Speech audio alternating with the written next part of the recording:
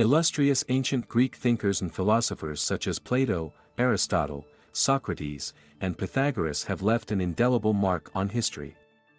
Pythagoras is often associated with mathematics due to his famous Pythagorean theorem, which states that in a right-angled triangle, the square of the hypotenuse is equal to the sum of the squares of the other two sides.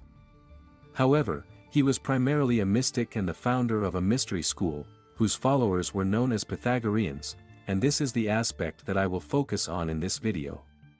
During his lifetime, Pythagoras gained renown as a sage celebrated for his extraordinary abilities. Aristotle recounts stories of Pythagoras demonstrating seemingly miraculous feats, such as appearing simultaneously in multiple locations and engaging in astral travel to alternate dimensions. Pythagoras espoused the notion that the soul transcends the body, existing beyond physical death, thereby making soul abilities like astral projection possible. It's plausible that he drew inspiration from Egyptian beliefs regarding the afterlife and reincarnation. Reincarnation is seen as the purification of the soul through successive cycles of incarnation and death, allowing for the refinement of experiences into faculties that in one notable anecdote, Pythagoras intervenes to prevent the mistreatment of a puppy, claiming to recognize the soul of a departed friend within the animal. Although the concept of reincarnation was unconventional in his era, it later influenced thinkers like Plato.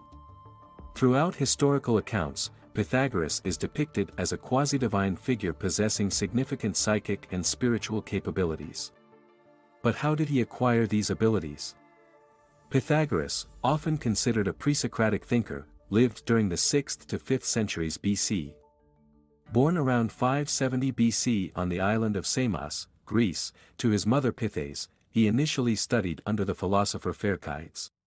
His father, Nisarchus, a gem merchant from Tyre, accompanied him on extensive travels during his formative years. Pythagoras was introduced to mathematical concepts and astronomy by Thales and his pupil Anaximander in Miletus when he was between 18 and 20 years old.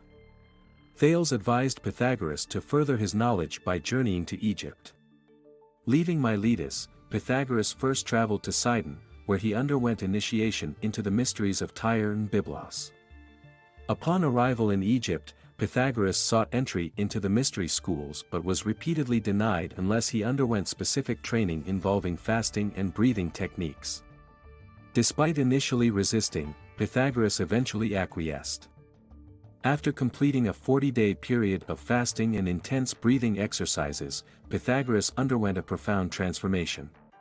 Before being allowed entry into the school at Diospolis, he acknowledged the profound experiential change within himself that went beyond mere intellectual understanding as a result of the practices he underwent. For the next 22 years, Pythagoras dedicated himself to the study and mastery of mathematics, astronomy, and music. He furthered his spiritual journey by participating in the Eleusinian and Kyberic mysteries in Greece as well as the Egyptian mysteries at Sais. However, his fortunes took a turn when Cambyses II, the Persian king, invaded Egypt in 525 BC and took Pythagoras captive, sending him to Babylon. Despite his captivity, Pythagoras seized the opportunity for further growth, spending the next 12 years studying with the Magi and undergoing initiation into the Chaldean mysteries. After leaving Babylon, he traveled through Persia to India, where he continued his education under the Brahmins. Although he arrived too late to meet Gautama Buddha in person, Pythagoras was deeply influenced by his teachings. In India, Pythagoras evolved from a student to a teacher. He is still known there as Pitar Guru and Yavanacharya, the Ionian teacher. Furthermore, he received blessings from the Holy Child Sri Krishna, who instructed him to return to Europe and disseminate his philosophical and esoteric teachings, marking the culmination of his transformative journey. Around the age of 40, Pythagoras settled in the Greek city of Croton in southern Italy, presumably with his wife Theano of Croton, who was a philosopher in her own right and his successor after his passing. There, he founded the Pythagorean Brotherhood, a school that disseminated his teachings and lifestyle across Greece, Italy, Egypt, and Asia Minor. Pythagoras's philosophy revolved around the significance of numbers, which he deemed omnipotent forces guiding both divine and human life.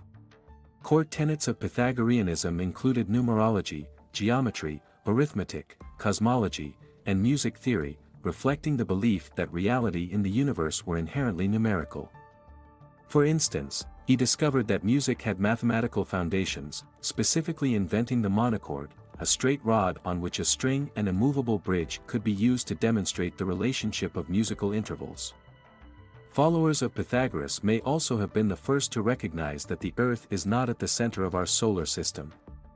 The Pythagorean school worshipped the Pythian Apollo, the god of the Delphic oracle, and believed that the ultimate goal was for the soul to escape the cycle of reincarnation and join in the life of the gods.